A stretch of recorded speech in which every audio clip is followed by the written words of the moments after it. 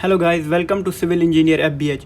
दोस्तों, आज हम शुरू करने वाले हैं आरसीसी स्ट्रक्चर्स जो हमारा है, इसके 10 मार्क्स है पूरे इस हमारे JKSSB में। तो यहाँ पे हमारे पास जो पहले लेक्चर में हम टॉपिक्स डिस्कस करने वाले हैं वो है concrete technology, ingredients of concrete, water cement ratio, workability, properties of concrete, admixtures, special concretes. तो ये टॉपिक है हमारा पहला। इस पे हम या तो पहले लेक्चर में कंप्लीट करेंगे या 1 या 2 लेक्चर इस पे हमारे लग जाएंगे। तो इसको कंप्लीट करने के बाद हम अंदर आरसीसी के अंदर घुस जाएंगे, जहाँ पे हमें आरसीसी स्ट्रक्चर्स का डिज़ाइनिंग वगैरह उस पे जाना पड़ेगा। तो यहाँ पे पहले हम स्टडी कर रहे हैं इन टॉपिक्स को। तो पहला ही टॉपिक है कंक्रीट टेक्नोलॉजी। ये क्या होती है? Study of properties of concrete and practical application in construction.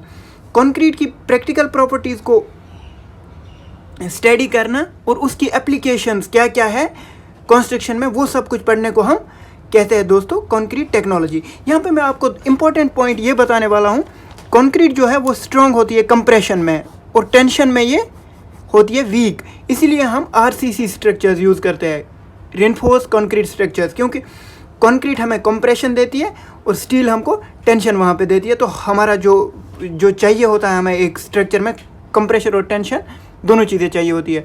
तो वहाँ पे हम आरसीसी यूज़ करते हैं, कंक्रीट प्लस रिबार।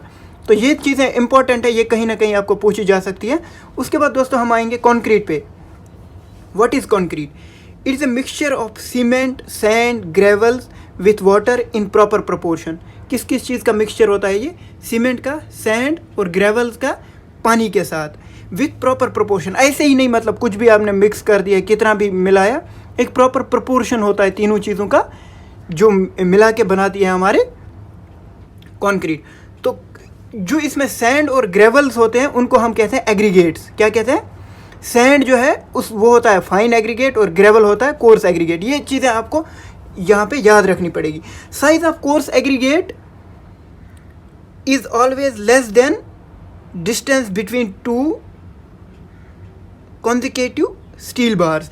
तो यहाँ पे दोस्तों ये एक बहुत ही इंपॉर्टेंट पॉइंट है जो आपको पूछा जा सकता है कभी कोई इस एग्ज़ाम में। यहाँ पे क्या मैंने लिखा है? Size of coarse aggregate. जो कोर्स एग्रीगेट सबसे बड़ा वाला एग्रीगेट होता है, बजरी जो होती है, उसका साइज हमेशा 2 स्टील, कोई भी 2 स्टील एक स्लैब में है या एक कॉलम में है, उनके बीच में जो डिस्टेंस है, मिनिमम डिस्टेंस है, उससे कम होना चाहिए ताकि वो वहाँ से किसी भी स्टील के बीच में से पास हो जाए। तो ये चीज़ आपको यहाँ पे रखनी पड़ेगी याद। उसके बाद आते हैं aggregate should be well graded in order to avoid voids and hence increase the strength of concrete। जो हमारे एग्रीगेट्स होते हैं, कोर्स एग्रीगेट्स, वो अच्छी तरह से ग्रेडेड होनी चाहिए, उनकी ग्रेडिंग हुई होनी चाहिए, छोटे बड़े और पूरी तरह नोकीले टाइप के होने चाहिए, ताकि जो हमारे कंक्रीट है, कंक्रीट स्ट्रक्चर, उसमें वॉइड्स ना रहे। वॉइड्स की वजह से दोस्तों क्या होता है? स्ट्रक्चर हमारा वीक हो जाता है। तो ये चीज़ भी आपके लिए बहुत इंपॉर्टेंट है। उसके बाद आएंगे हम इंग्रेडिएंट्स ऑफ कंक्रीट, इनके बारे में यहाँ पे डिस्कस करेंगे। तो इंग्रेडिएंट्स ऑफ कंक्रीट में क्या क्या चीज़ है दोस्तों? एक है सीमेंट, उसके बाद एग्रीगेट, वाटर और एडमिक्सचर। सीमेंट क्या होता है? Cement is a binding material, fills up voids in aggregates and gives the strength to concrete upon hardening when mixed with water। तो सीमेंट एक बाइंडिंग मटेरियल है, ये आपको याद रखना है। किस काम के लिए ये यूज़ होता है कंक्रीट में? Filling of voids. एक तो ये बाइंडिंग के लिए यूज़ होता है, दूसरा ये वॉइड्स को फिल करता है एग्रीगेट्स के बीच में, जो बजरी और रेत के बीच में वॉइड्स रह जाती है उसको ये फिल करता है। और जब कंक्रीट को हार्डनिंग हो जाती है उसके बाद ये स्ट्रेंथ देता है हमारे स्ट्रक्चर्स को, और इसको जब हम वाटर मिक्स करते हैं उसके बाद ये स्ट्रेंथ गेन करता है। और आपको यहाँ पे याद रखना होगा, कंक्रीट की जो रिएक्शन होती है, कंक्रीट जब मिक्स हो रही होती है उस टाइम जो रिएक्शन होती है वो होती है एक्सोथर्मिक रिएक्शन। क्या होती है? Exothermic reaction. इसलिए आप ये देखोगे जब भी कहीं पे कंक्रीट होती है तो अगले दिन अगर आप वो स्ट्रक्चर का डिशटरिंग करोगे तो वहाँ हाथ रखोगे अपना, तो वो गर्म होता है, मतलब वहाँ से हीट निकल रही होती है। जहाँ जिस भी रिएक्शन में हीट निकलती है उसको कहते हैं हम एक्सोथर्मिक रिएक्शन दोस्तों। उसके बाद हम यहाँ पे ये इंपॉर्टेंट पॉइंट्स हैं जो आपको याद रखने पड़ेंगे। ये है कंपोनेंट्स ऑफ सीमेंट। सीमेंट में क्या क्या कंपोनेंट है और कितना कितना प्रोपोर्शन है सब कंपोनेंट्स का। लाइम CaO का कितना है? 64.64%। सिलिका SiO2 का कितना है? 21.28। एल्यूमिना का कितना है? Al2O3 का 5.60। Iron oxide Fe2O3 3.36। मैग्नीज का इतना है, सल्फर ट्राइऑक्साइड का इतना है, और small amount of other ingredients भी होता है इसमें, जैसे NO2 वगैरह।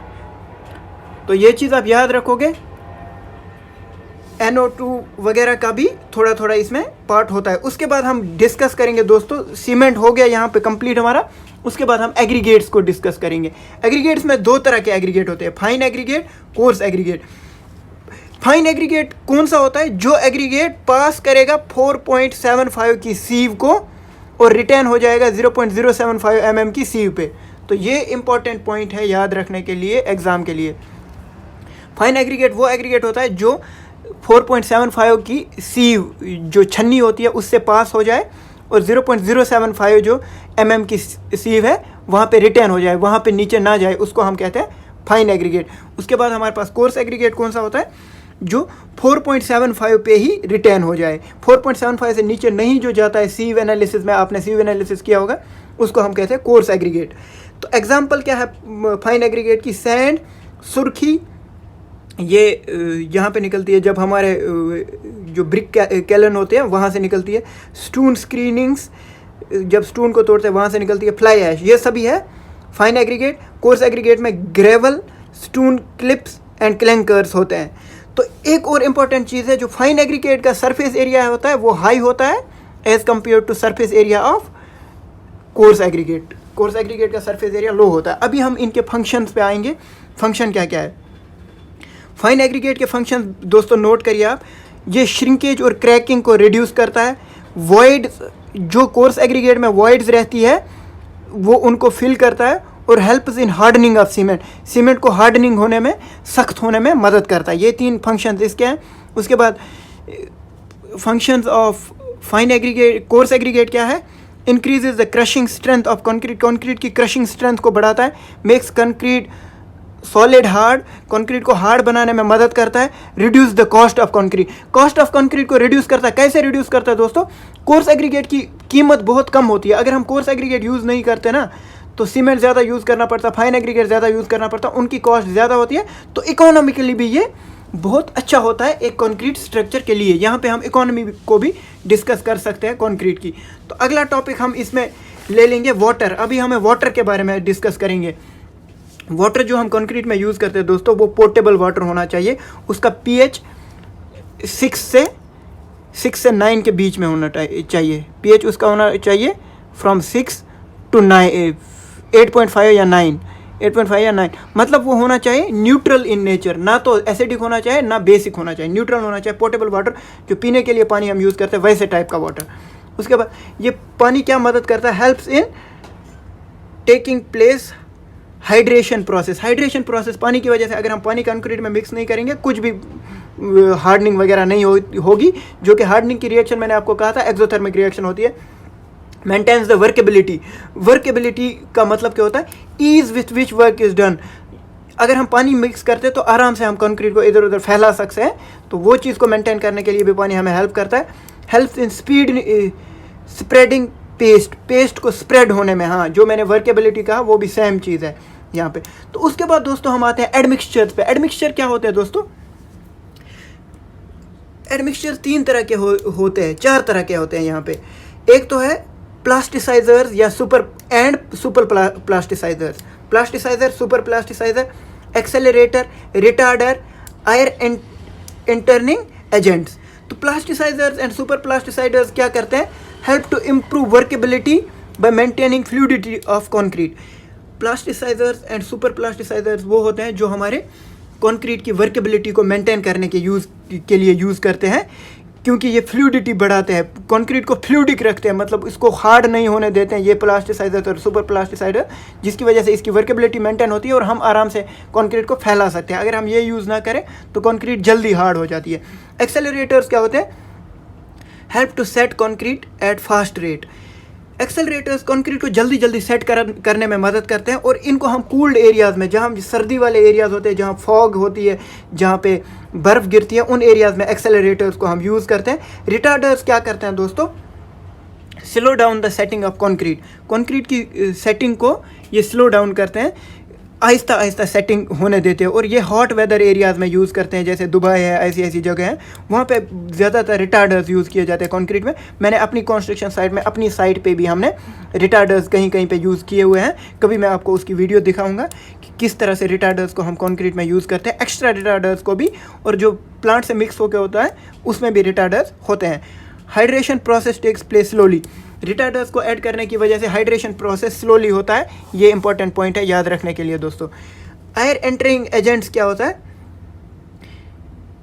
इन cold areas they help in preventing freezing. Air entraining agents ऐसे केमिकल्स होते हैं जो फ्रीज नहीं होने देते। कूल्ड एरियाज में, सर्दी वाले एरियाज में कंक्रीट को फ्रीज नहीं होने देते। अगर कंक्रीट फ्रीज हो जाएगी तो स्ट्रेंथ नहीं गेन करेगा, तो वहाँ पे हम एयर एंटरिंग एजेंट्स को यूज़ करते हैं ताकि वो कंक्रीट फ्रीज ना हो जाए।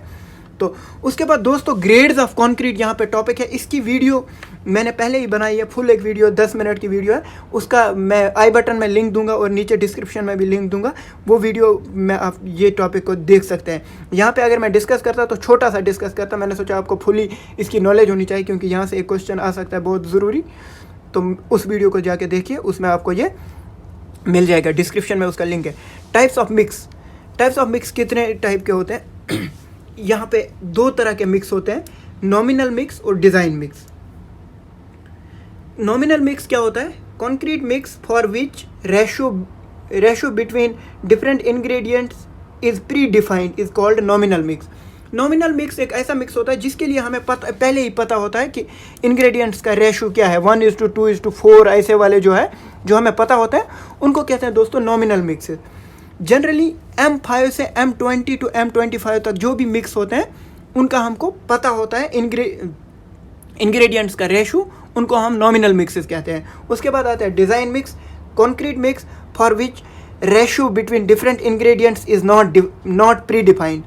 वैसे कंक्रीट के मिक्स जिनमें प्री डिफाइंड नहीं होता है हमारे पास मिक्स रेशो इंग्रेडिएंट्स का, cement, water, coarse aggregate, fine aggregate का रेशो प्री डिफाइंड नहीं होता, उनको हम कहते हैं दोस्तों डिज़ाइन मिक्सेस। तो डिज़ाइन मिक्स 25 से अबो के मिक्स जो होते हैं उनको कहते हैं।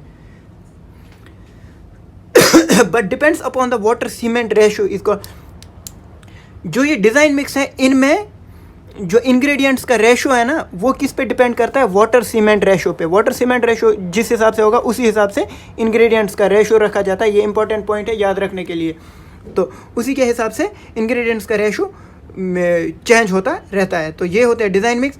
Ratio varies with the change in water cement ratio, अभी बोला मैंने, इंपॉर्टेंट है, यहाँ पे याद रखना है। और about 25 all grades are design mix. M25 mix 25 से ऊपर के जितने भी ग्रेड्स ऑफ कंक्रीट हैं उनको हम क्या कहते हैं दोस्तों? डिज़ाइन मिक्स ही कहते हैं वो उन सबको। उसके बाद यहाँ पे है concrete types on the base of strength. Strength की बेसिस पे कंक्रीट के क्या टाइप्स हैं? M20 से नीचे वाली जो कंक्रीट है उनको हम ऑर्डिनरी कंक्रीट कहते हैं, इंपॉर्टेंट है। M25 से M55 M60 तक स्टैंडर्ड कंक्रीट कहते हैं। M60 से M100 तक या M80 तक जो भी कंक्रीट होती है उनको कहते हैं हम high strength concretes. High strength concrete कहते हैं M60 से अबव वाली कंक्रीट्स को। उसके बाद दोस्तों अगला टॉपिक जो हमारा इंपॉर्टेंट टॉपिक है वो है water cement ratio. It is a ratio between weight of water and the weight of cement used in A concrete mix. किसी भी कंक्रीट मिक्स में हम कितना वेट ऑफ वाटर यूज़ करते हैं, कितने सीमेंट के वेट पे, उसको हम कहते हैं दोस्तों water cement ratio. Normally water cement ratio falls under, normally कितने से कितने के बीच में होता है वाटर सीमेंट रेशो? 0.4 से 0.6% के बीच में, अकॉर्डिंग टू IS 456-2000, जो कि IS international Indian standard code है 456-2000, उसके हिसाब से।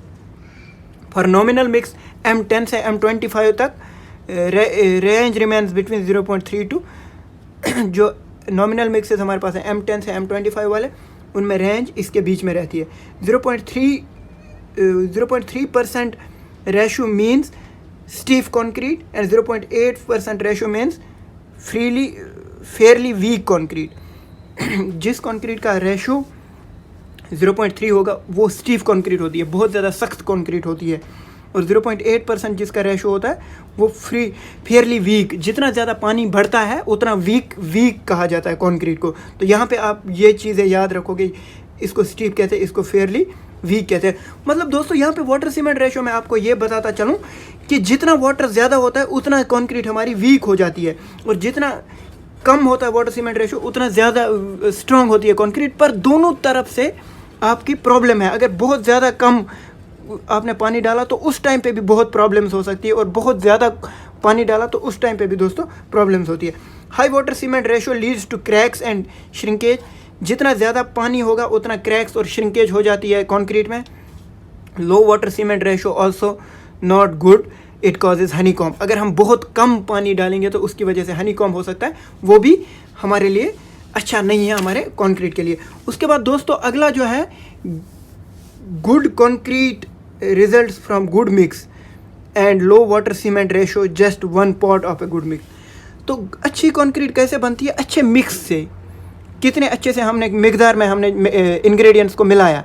लो वाटर सीमेंट रेशो उनमें से एक क्वालिटी है, मतलब लो वाटर सीमेंट रेशो की वजह से ही कंक्रीट अच्छी नहीं होती, और भी चीज़ें होनी चाहिए, पर ये एक चीज़ है, एक इंग्रेडिएंट है उनमें से। अच्छी कंक्रीट बनाने वाली जो चीज़ें उनमें से एक चीज़ ये है। तो यहाँ पे प्रॉपर्टीज़ ऑफ कंक्रीट हमारा अगला टॉपिक है, जिसमें हम क्या पढ़ेंगे? पहला topic grades of concrete, compressive strength, characteristic strength, उसके बाद tensile strength, durability, creep, shrinkage, workability, elasticity, elastic properties, segregation, impermeability, bleeding.